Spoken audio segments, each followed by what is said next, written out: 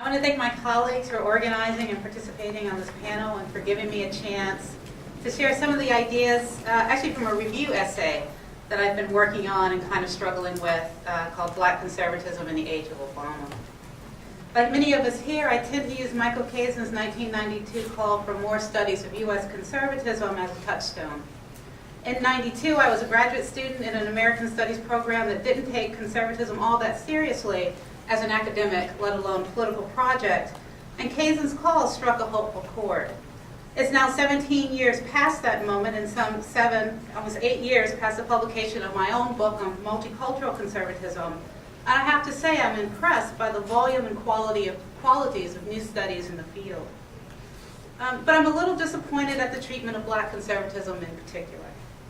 It continues to receive relatively little attention, even though the face of American power in the world from 2001 to 2008 was the face of a Black Republican and a Black conservative.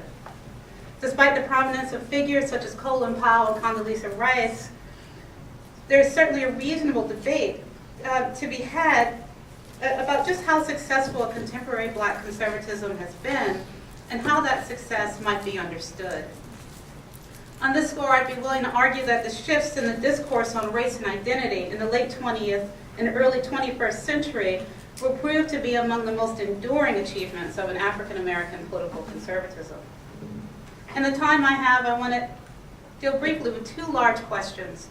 One, what is the state of the field in terms of scholarship on Black conservatism?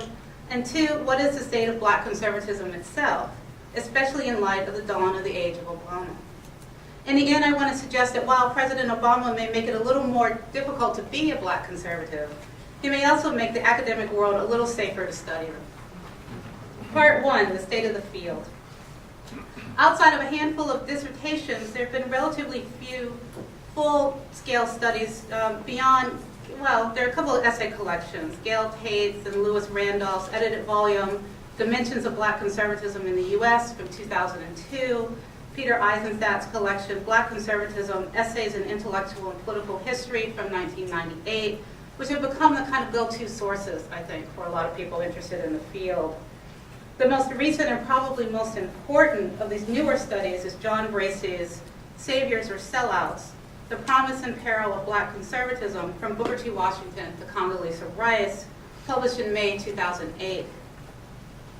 Bracey's approach is fairly sympathetic to Black conservatism as a historical and organic part of the African American political and intellectual tradition, though he remains too mired, I think, in a savior or sellout rhetorical framework. Also worth mentioning are two major biographies of Booker T. Washington, Robert Norell's Up From History, The Life of Booker T. Washington, just published 2009, which is the first major reconsideration of Washington since John Harlan's in 1975, which is really stunning, right, that there have not been other books on Washington. Although this book that's just out is one of two. So there's actually two new books right now on the old Wizard of Tuskegee. There's also Oscar Williams's George Schuyler, Portrait of a Black Conservative, published in 2007, a much awaited study on Schuyler. This last spate of work certainly should call our attention to the heavily biographical approach that marks many of these studies in general.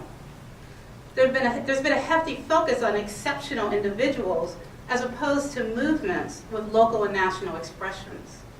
Hence, we get more on Booker T and less, say, on Black conservative reaction against the civil rights movement, or Black Republicans in Texas who see themselves as part of a vanguard of an insurgent political transformation.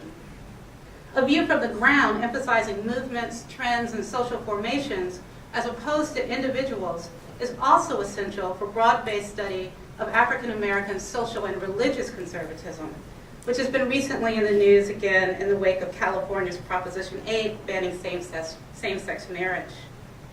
Personally, I tend to think that the vexed and often misunderstood terrain of Black religious conservatism is among the richest for both historical and contemporary study. And I think there are a couple of dissertations that I know of that are in the pipe that are trying to make sense of the religious dimensions. So part two, the state of the thing as such. Shifting from the scholarship on Black conservatism to its actual practice, the big question is what kind of difference will Obama make? reactions to Obama among black conservatives and black Republicans is not as hostile as one might think. Religious conservatives appreciate his stress on things like personal responsibility and his chastising of bad fathers. Many black Republicans have lauded his supposed affinities for a post-race America. And this despite Shelby Steele's assertion in his book on why Obama can't win, which I just didn't say, that Obama has not gone far enough in transcending race, especially given his once close ties to Reverend Jeremiah Wright and Trinity Church. Indeed, there are at least three discrete moments we could consider that have brought Obama and black conservatives into a strained orbit around each other.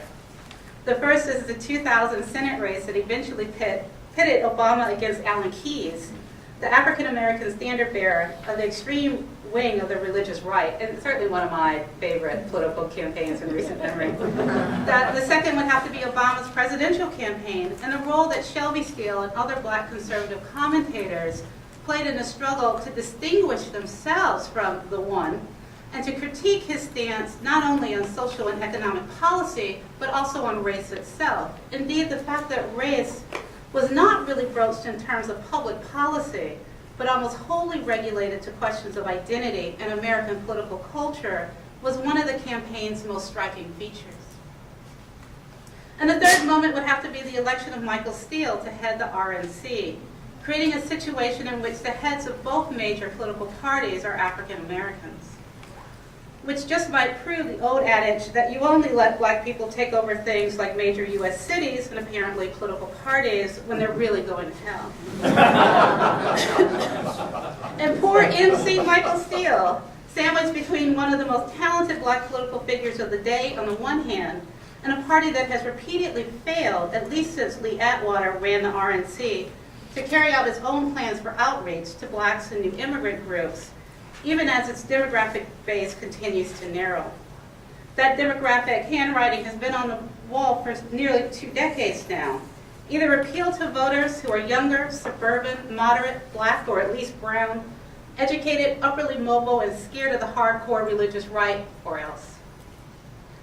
This electoral dynamic, coupled with the rise of Obama, may combine to render black conservatives, that is, black conservative commentators and public intellectuals and pundits, increasingly irrelevant.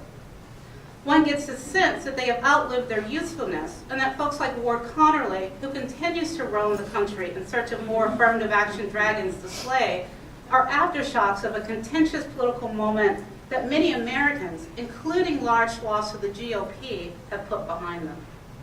This irrelevance of black conservative spokespersons and its continued importance of black Republican voters may lead to a scholarly environment that promotes more studies of black conservatism as part of a social movement, as opposed to a restrictive focus on individuals deemed to be exceptional and therefore rare, and therefore marginal, unimportant, and easily ignored. On this score, I remain as hopeful as ever. Thank you.